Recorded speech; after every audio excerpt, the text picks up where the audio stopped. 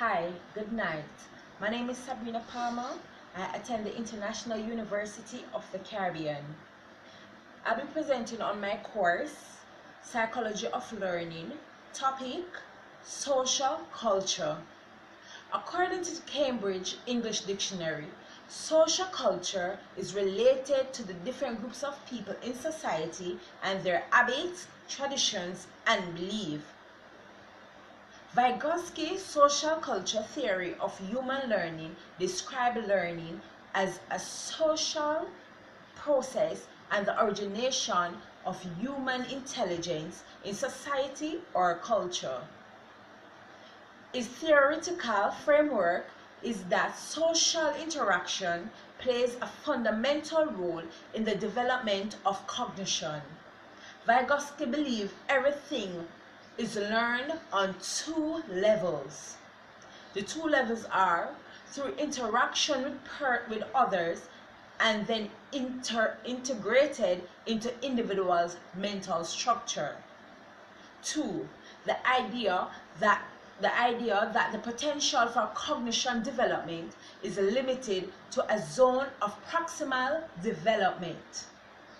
His main assertion was that children are entrenched in different social culture contexts and their cognitive development is advanced through social interaction with more skilled individuals. The cognitive development is mainly concerned with the more complex cognitive activities of children that are governed and influenced by several principles. Vygotsky's concept of zone of proximate development (ZPD) pertaining to learning of children who are in zone proximal development for a specific task can almost perform the task independently, but not quite there yet.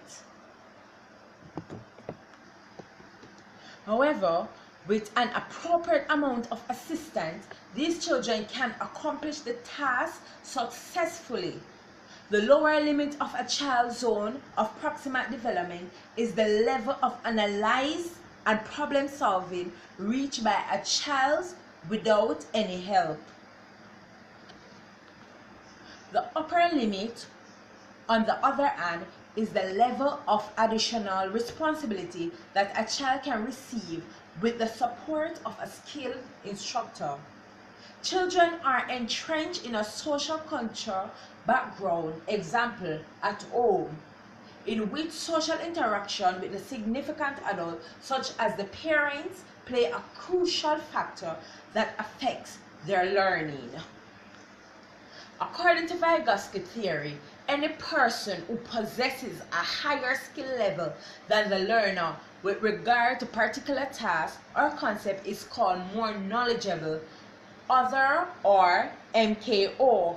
Example, teachers, parents, an older adult, coach, or even a peer.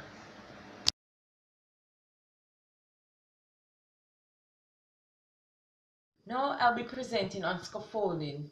Scaffolding is closely related to the concept of the zone of proximal development.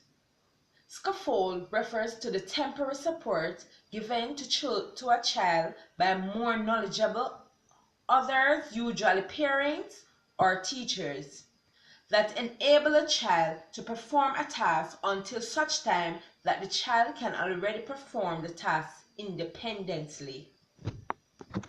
Scaffolding entails changing the quality and quantity of support provided to the child in the course of a teaching session. As the child gains more familiarity with the task and becomes more skilled at it, the instructor may then provide less guidance. Children who experience more difficulty in task performance are in need of greater assistance and guidance from an adult.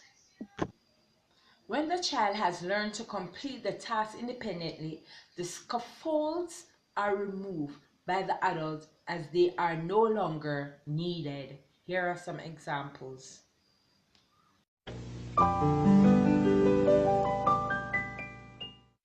children construct knowledge, learning can lead development. Development cannot be separated from its social context. Language plays a central role in mental development. As we will see, Vygotsky gave great value to assisting children to use strategies to further their intellectual capacities. The next time we count them, I'm going to help you. Okay. Put your finger out and we'll count each one. 1, 2, and help you point.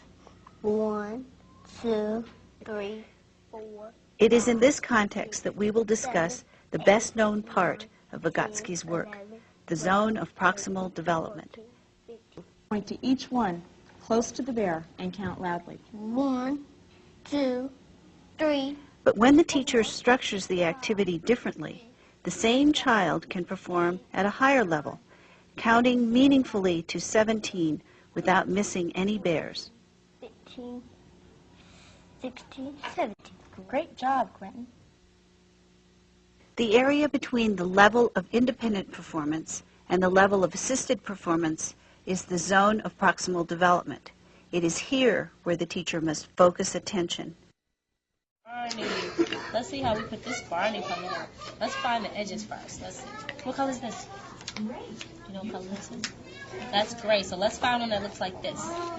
Does this look like this? Do you think this goes here? No. How about this one? Let's try that one. We gotta find the other piece that goes right here. The puddle. Do you think that one goes there? No. Let's find the color that looks like this. Right here. He has his raincoat on. Good job. Is it raining? Is it raining? Yeah. Look.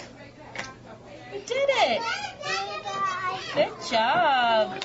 Vygotsky's work reminds us of the processes necessary for children to regulate their own internal and external behavior. Encouraging children to draw what they are experiencing, to talk to each other about it, to write about it, and even to talk to themselves about it, enables them to move towards being independent learners. Good job, Alex.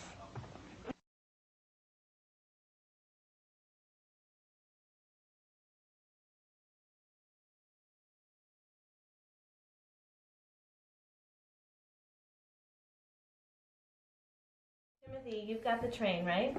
And these horses are waiting in the corral. And then we've got this flatbed train car that the horses need to get loaded onto. Oh, look at our corral. We're going to need more stability, aren't we? Yeah. This one's going to rest because I can't get it to stand up. Okay, so let's work on this corral. Here we are. All right, Timothy, so now do you want to start loading the horses? The train's here. It's arrived. It's at the horse corral. Here's the dock. You want to help me load the horses, or do you want to take the train back down the tracks? What should happen next? What, you want to take the train down the tracks? Yeah. Okay. Well, I'm going to start loading the horses onto the flatbed train car. Okay. And are you the engine then? Some lizards. Oh, okay. And lizards are coming too? All right. So here we go. Wait, let's see if we can open this door a little bit like that. And then here we go.